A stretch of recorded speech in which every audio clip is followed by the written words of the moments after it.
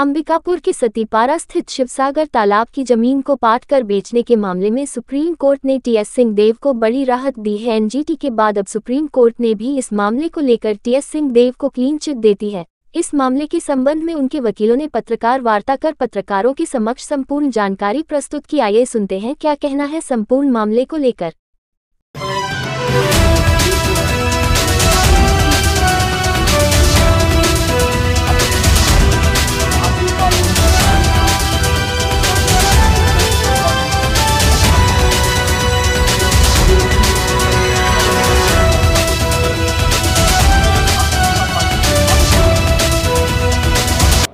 मैं आपको ये बता दूं कि जिस भूमि के संबंध में आरोप लगाया जा रहा था, ये इनकी पैतृक संपत्ति है।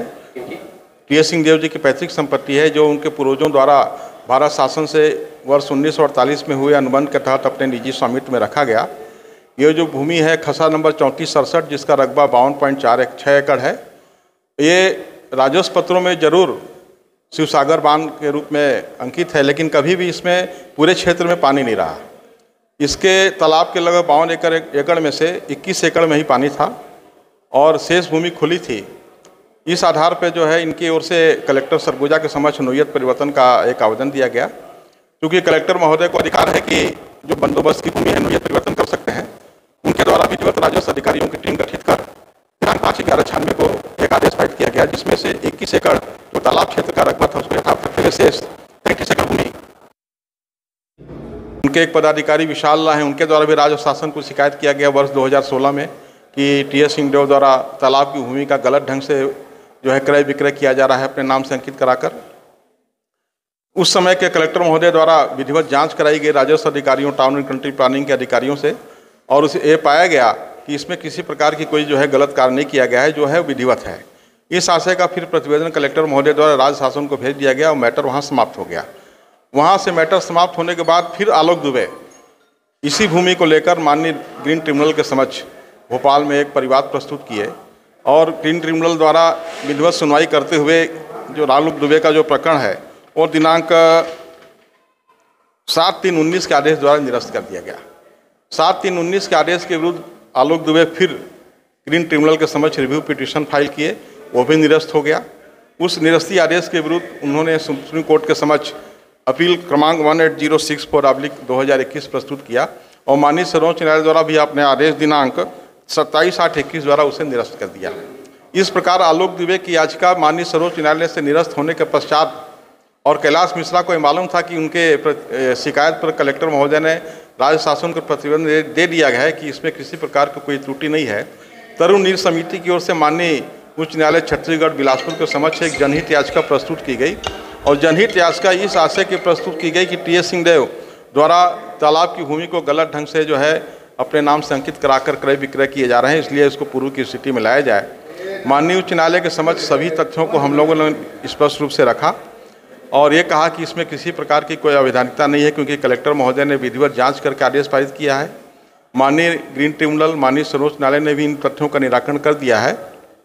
इन सभी तथ्यों को सुनते हुए माननीय उच्च न्यायालय द्वारा ये पाया कि ये जनहित याचिका नहीं, इनकी व्यक्तिगत याचिका है और इसमें ग्रीन ट्रिब्यूनल और सुप्रीम कोर्ट के आर्डर को छुपाकर जो है याचिका प्रस्तुत किया है।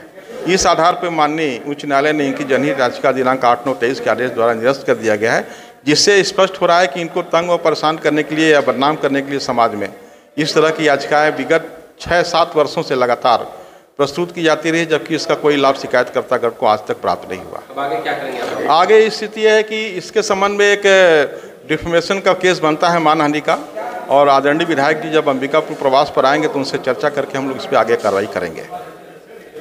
अगर बांध परिसर में यह प्रेस वार्ता रखी गई है, संतोष सिंह जी जो हमारे एडवोकेट हैं उनके नेतृत्व में हम सब लोग यहाँ पर आए थे। मामला यह है कि ये जो परिसर है पिछले 10-12 सालों से कुछ लोग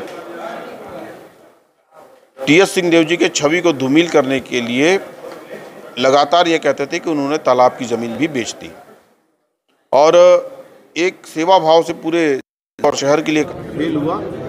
अब ये स्थिति स्पष्ट हो गई कि ये ज़मीन टीएस सिंहदेव जी के सेटलमेंट प्रॉपर्टी रही है और माननीय हाई कोर्ट ने जो वर्डिक्ट दिए हैं उसमें आप पढ़ेंगे तो उनमें एक एक चीज़ उन्होंने क्लियर कर दिया कि कई न्यायालयों में इन्होंने कुछ साक्ष्य को पूरा प्रस्तुत नहीं किया था, और जब हमारे एडवोकेट के माध्यम से वो चीज़ें माननीय सुप्रीम कोर्ट हाई कोर्ट के समक्ष गया तो सब चीज़ें क्लियर हो गई। अब उनके पास में कोई और व्यवस्था नहीं है।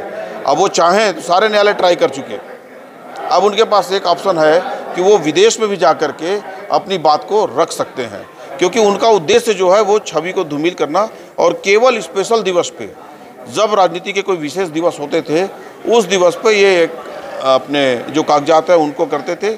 सोशल मीडिया में भी कई बातें आती थी जो आरोप आलोक दुबे जी ने शिकायत किया था, और साथ में आरोप लगाया थी ये मिश्रा, कैलाश मिश्रा ने जी। 21 एकड़ का जो तालाब परिसर था उस पर ये बात करते थे, और वो 21 एकड़ का तालाब इसीलिए हमने आज इस परिसर पर रखा है कि आप उस तालाब को जाकर के देखें कि वो 21 एकड़ तालाब एज इट इज है। उसके बाहर का जो क्षेत्र है वो आवासीय और वाणिज्यिक उपयोग में आ रहा है, और जो उसको न्यायालय ने सही माना है। ये आदरणीय महाराज साहब का व्यक्तिगत जो भी डिसीजन होगा उस पर वो तय करेंगे, लेकिन वो चर्चा के बाद ही मैं कुछ कह पाऊँगा।